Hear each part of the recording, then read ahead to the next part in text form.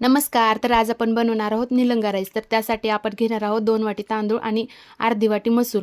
आता याला स्वच्छ धुवून घ्यायचं. एक मीडियम साईजचा कांदा बारीक चिरून घ्यायचा, एक टोमॅटो चिरून घ्यायचं आणि एक बटाटा मोठ्या आकाराचा चिरून घ्यायचा. इथं 2 मिरची उभी चिरून घेतली आहे. आता एका खलबत्त्यामध्ये अद्रक, लसूण आणि मीठ टाकून त्याचं बारीक असं वाटण तयार करून घ्यायचं. एका वाटीमध्ये 3 चमचे दही, त्यामध्ये 1 टेबलस्पून धनेपूड, 1 टेबलस्पून लाल मिर्च पावडर, 1 टीस्पून हळद आणि 1 टेबलस्पून गरम मसाला टाकून मिक्स करून घ्यायचं. कुकरमध्ये तेल टाकून तेल गरम झालं की त्यामध्ये खडे मसाले टाकायचे. बारीक चिरलेला कांदा त्यामध्ये टाकायचा. कांदा हलका लाल रंगाचा झाला की त्यात मिरची टाकायची. अद्रक लसणाचं वाटण टाकायचं. त्यानंतर चिरलेला बटाटा टाकायचा, अर्धी वाटी मटर आणि टोमॅटो टाकून त्यामध्ये थोडंसं मीठ टाकून हे व्यवस्थित हलवून घ्यायचं. मग त्यामध्ये दह्यामध्ये मिक्स केलेले मसाले टाकायचे. आता याला व्यवस्थित मिक्स करून घ्यायचं आणि 3 ते 4 मिनिटं याला वाफलू द्यायचं. सगळे मसाले व्यवस्थित वाफरले की मग त्यामध्ये पाणी टाकायचं. पाणी टाकून त्यामध्ये डाळ आणि तांदूळ मिक्स केलेले टाकायचे. वरून थोडीशी चिरलेली कोथिंबीर टाकायची. हे सगळं मिक्स करून घ्यायचं. आता याला टोपण लावून 3 शिट्ट्या काढून घ्यायच्या. मग तयार आहे आपला निलंगा राईस. रेसिपी आवडली असल्यास व्हिडिओला लाईक आणि आपल्या चॅनलला सबस्क्राईब करा. चला तर मग बाय बाय.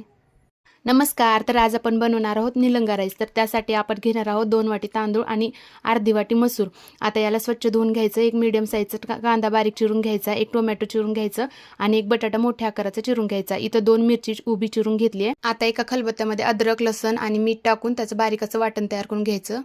एका वाटीमध्ये 3 चमचे दही, त्यामध्ये 1 टेबलस्पून धनेपूड, 1 टेबलस्पून लाल मिर्च पावडर, 1 टीस्पून हळद आणि 1 टेबलस्पून गरम मसाला टाकून मिक्स करून घ्यायचं. कुकरमध्ये तेल टाकून तेल गरम झालं की त्यामध्ये खडे मसाले टाकायचे. बारीक चिरलेला कांदा त्यामध्ये टाकायचा. कांदा हलका लाल रंगाचा झाला की त्यात मिरची टाकायची. अद्रक लसणाचं वाटण टाकायचं.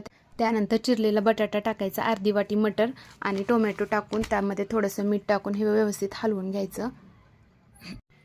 मग त्यामध्ये दह्यामध्ये मिक्स केलेले मसाले टाकायचे.